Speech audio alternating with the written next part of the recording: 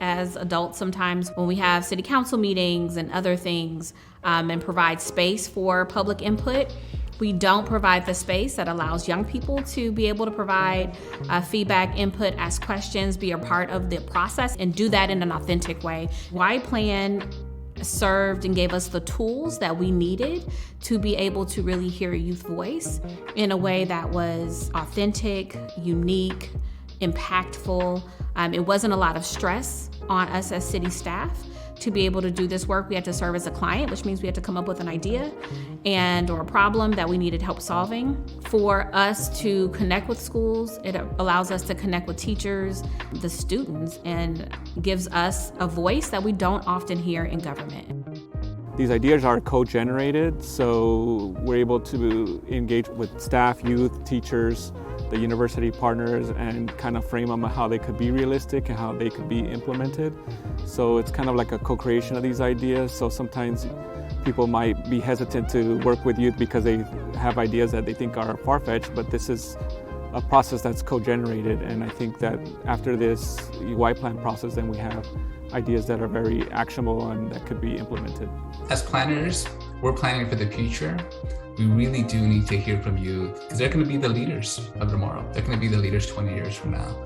And we want to hear their ideas, their needs, the issues that are important to them, so we can incorporate them now into our plans and start to address them as well. There's 3 basic steps. You start off with a class visit, where you introduce the main question that the students will be undertaking in order to help address the main issue related to your planning endeavor. After the class visit, then there's also a site visit, which the teacher mostly organizes, and city staff just help simply identify what's a key site that's relevant to the issue that you're studying, an area that students would enjoy visiting, where they could see a real world example of how planning has played out over time and why planning is important.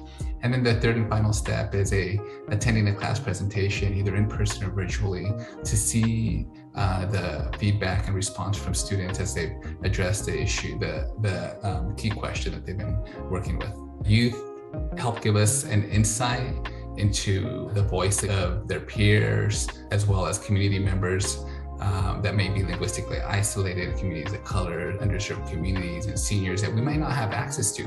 Folks that maybe can't attend our town hall meeting or a city council meeting, but partnering with youth is really valuable. We can get some additional unique feedback and insights that we might not otherwise have access to. So it provides a really huge, tremendous benefit for city staff as well.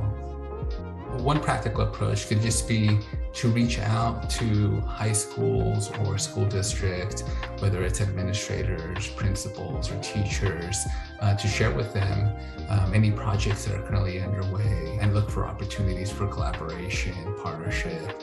They have allowed us to be a client and for the youth to provide us with amazing services, amazing recommendations about what we need to do differently. And this is at a time when we weren't hearing youth voice. And we really are having youth voice be super central in the work that we do. And I believe that truly with all my heart. And I feel like some of that helped start with Y Plan.